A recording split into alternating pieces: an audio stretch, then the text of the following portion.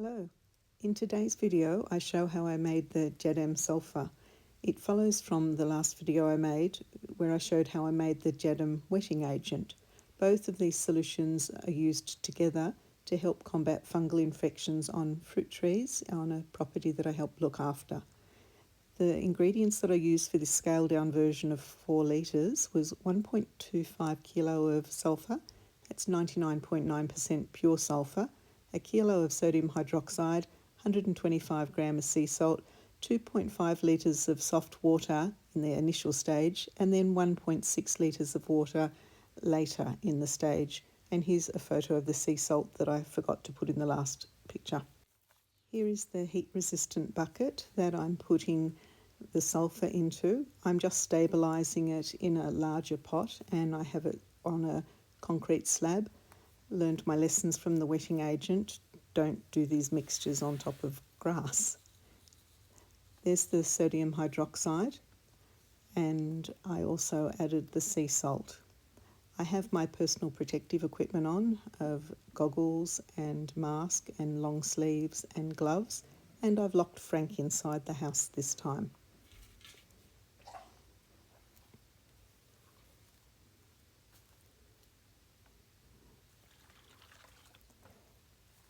After I added the water, you can see fumes rising.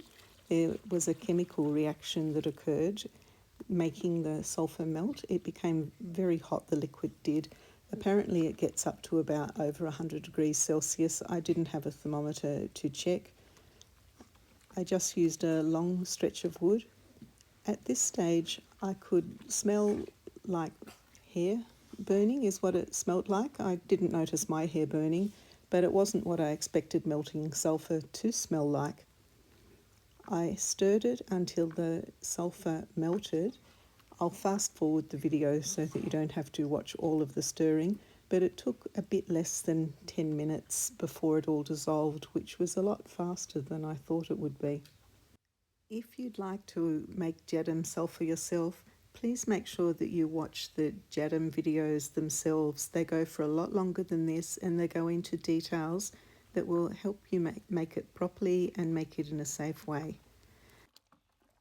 After 10 minutes, the sulphur had melted and it was pretty well just fluid, so I did tilt the bucket a little bit just to get the sulphur from around the edge and get as much of it melted as I possibly could.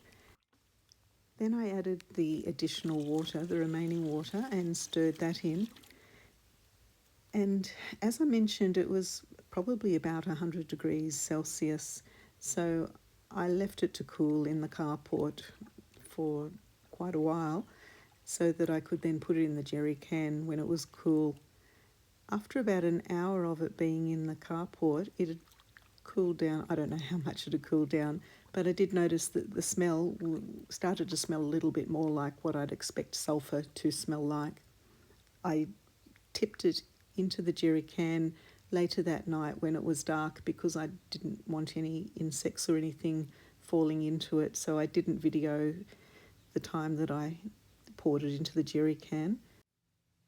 Here's the can of JADAM Sulphur sitting beside the JADAM wetting agent. As you can see, the sulphur has a bit more of a red colouring to it. The wetting agent is a lot more clear and a little bit of a yellow colouring to it. In this particular spraying episode, I'm going to spray the both together, which is what I will be doing when I spray the fruit trees. In my last video, I only used 3 ml of wetting agent to 500 ml of water, but it can be increased if needed to 5 ml. So I'm going to test it with the stronger dose, 5 ml wetting agent to 1 ml of sulphur for a 500 litre spray bottle. And I'm going to test it on 5 different plants to see if there's any damage to the plants. Here it is in a little spray bottle ready to go. You might remember that volunteer lettuce. It's grown. Here's the mint again.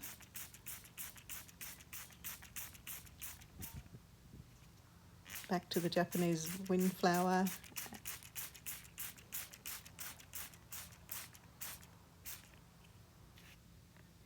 And that volunteer curcubit. and the weed, which has also grown a bit.